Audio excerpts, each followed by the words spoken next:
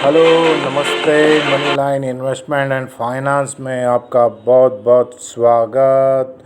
जो share investment finance आपको hold करना है वो होल्ड कीजिए। Money line investment and finance की टीम से आपको बहुत बहुत नमस्कार, सत श्री अकाल। और सभी को यही पूछते हैं कैम छो 2021 के हिसाब से जो चल रहा है मार्केट का माहौल, उसके अंदर जिस तरह हमें आगे बढ़ना है, आगे बढ़ने के लिए जो आगे आगे वर्किंग करना है उसके बारे में हम आपको बात करेंगे। आओ प्रभु से हम दुआ मांगे, ज़िंदगी जीने की अदा मांगे, अपनी खातिर तो बहुत मांगा है। आओ आज सबके लिए भला मांगे। तो अपनी हेल्थ वेल्थ का ध्यान रखते हुए इन्वेस्टमेंट कीजिए। टाइम के हिसाब से जो इन्वेस्टमेंट करना है तो उसके लिए आपको मनी लाइन इन्वेस्टमेंट देखने के लिए बहुत बहुत आभार। आपको हमारा मनी लाइन इन्वेस्टमेंट यही बताएगा कि आप कैसे ग्रोथ कर सकते हैं, आप अपने पैसे को कैसे डेवलपमेंट विकास में लगा सकते हैं और उसको विकास करके आप अपने पैसों का कैसे ग्रोथ पाके सेटिस्फाइड होके लाइफ बिता सकते हैं। तो इस तरह आपका जो फंड है उसको बढ़ाइए। एक निवेश के समय के साथ अपने मूल्य को बढ़ाने के लिए आज पूंजी का उपयोग करना शामिल होता है।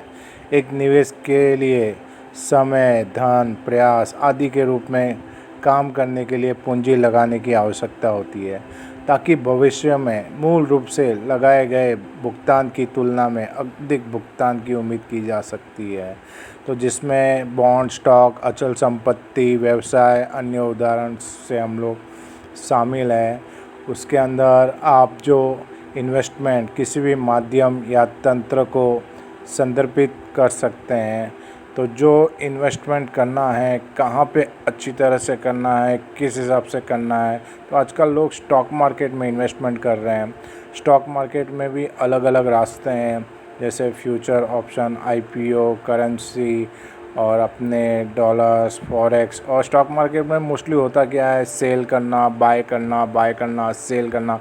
पर कहाँ करना है, कैसे करना है, स्टॉक मार्केट में अलग अलग सीढ़ियाँ है, कौन सी सीढ़ियों पे अलग अलग पैसे लगाना है, तो उस हिसाब से हम लोग आपको बताएंगे। मोस्टली जो इन्वेस्टमेंट का टर्म्स होता है तो वो टर्म्स का आपको वर्कआउट करेंगे, तो वो आप टर्म जान के पाएंगे कि हमारे पास पैसा का एक बीज आ गया है जिससे हम पैसा इन्वेस्टमेंट करके आज के डिजिटल युग में हम लोग अच्छा इन्वेस्टमेंट का बेनिफिट ले सकते हैं। और ये जो बेनिफिट का रिटर्न होगा वो एक फ्रूटफुल ही होगा। लोग यही करना है कि इन्वेस्टमेंट करना है। इन्वेस्टमेंट इसलिए करना है क्योंकि हमें भविष्य में जो प्रोजेक्ट वृद्धि होती है तो उसके आय की जो संभावना होती है वो हमें चाहिए रहती है। तो उसके हिसाब से एक इन्वेस्टमेंट वर्कआउट करना होता है। वास्तव में समय के साथ हम लोग इन्वेस्टमेंट नहीं कर सकते हैं तो मूल्य खो सकते हैं। उदाहरण के लिए यह भी संभावना है कि कोई कंपनी में निवेश करेंगे तो कंपनी दिवालिया हो जाती है, तो ऐसी परियोजना में अमल नहीं किया जाता है। यह प्राथमिकता तरीका है। बचत को निवेश से अलग किया जा सकता है। बचत भविष्य के उपयोग के लिए धन जमा कर रही है और इसमें कोई जोखिम नहीं है, जबकि निवेश संभावित भविष्य के लिए लाभ के लिए धन का लाभ उठाने का कार्य करते हैं और इसमें कुछ जोखिम होता है, जैसे कि आर्थिक निवेश होता है। किसी देश या राष्ट्र के भीतर आर्थिक विकास निवेश से संबंधित होता है। जब कंपनियां और अन्य संस्थाएं ध्वनि व्यापार निवेश प्रथाओं में संलग्न होती है तो इसका परिणाम आमतौर पर आर्थिक विकास में होता है।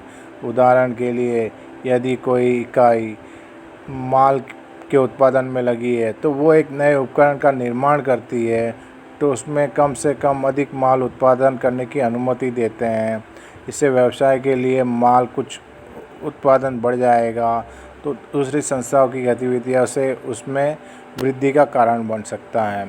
तो इस तरह शेयर मार्केट है, तो शेयर मार्केट में जो इन्वेस्टमेंट करते हैं तो मोस्टली हम लोग देख रहे हैं 2002 की जो कंपनियां थी, जैसे हमारे 737 रुपये पे थी, आज वो 80,000 रुपये पे है।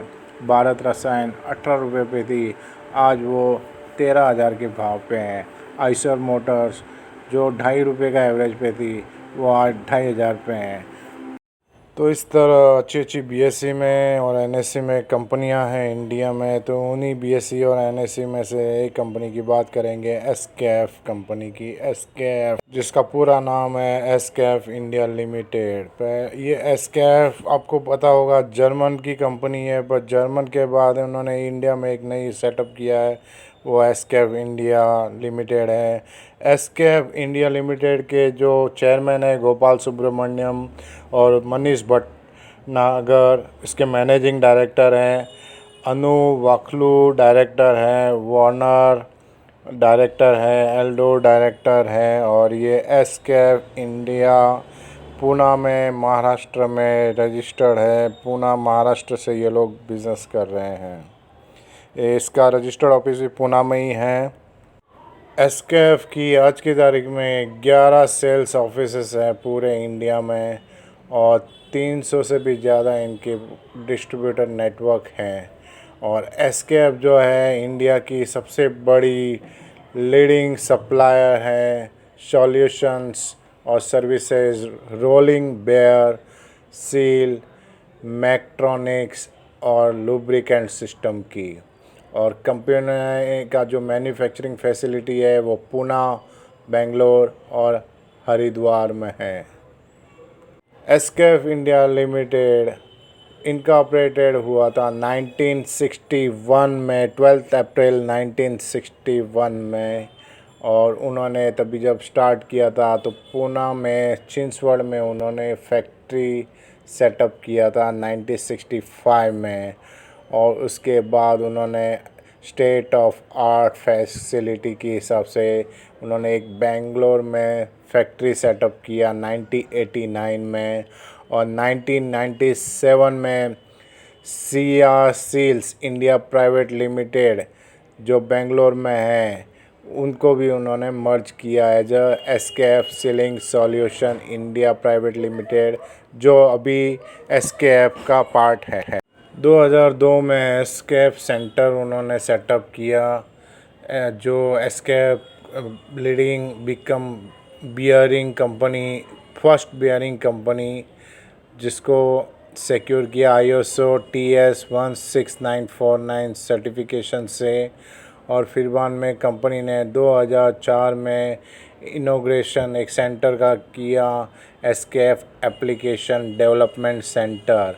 और इसके बाद वाइब्रेशन इंजीनियर और कंसल्टेंट प्राइवेट लिमिटेड के साथ उन्होंने मर्ज किया, और उस हिसाब से कंपनी आगे ग्रोथ करती रही।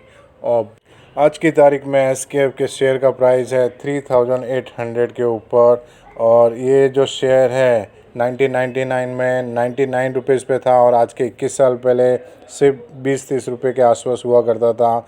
ये 52 के वीक में ये 1500 से लेकर 4000 के बीच में इसका मूविंग एवरेज रहा है। इसका 200 दिन का मूविंग एवरेज 2638 है। इसका मार्केट कैपिटल 18,915 करोड़ का है। इसका रेवेन्यू 2,670 करोड़ के आसपास है। इसका नेट प्रॉफिट 297 करोड़ है। इसका EPS 60 करोड़ है। इसका BVPS 316 करोड़ है। और इसका ROE 19 करोड़ है। और इसके शेयर के ऊपर अभी जीरो डेप्ट है, पहले डेप्ट हुआ करता था, अभी नहीं है। और कंपनी के मैनेजमेंट के पास अच्छे खासे शेयर हैं। कंपनी के मैनेजमेंट के पास 52% शेयर है, और पब्लिक के पास सिर्फ 14% शेयर होल्डिंग है। BSE NSE दोनों में अवेलेबल है। इसमें जो सेंटीमेंट बना है 90% लोग बाय के लिए कह रहे हैं, 5% सेल के लिए, 5% होल्ड के लिए। तो BSE NSE में एक अच्छा ये जैम्स है, क्योंकि इसने बायबैक भी 2017 में 2100 रुपये पे किया था। तो मैनेजमेंट बायबैक कर रहा है अभी रेगुलरली। और इसका जो बिज़नेस है वो बड़ी बड़ी कंपनियों के जैसा ही है। और ये पुरानी कंपनी है और इंटरनल और नेशनल दोनों लेवल पे काम कर रहा है। इसने कोई डार्क साइड, कोई निगेटिव रिपोर्ट नहीं दिखाई है।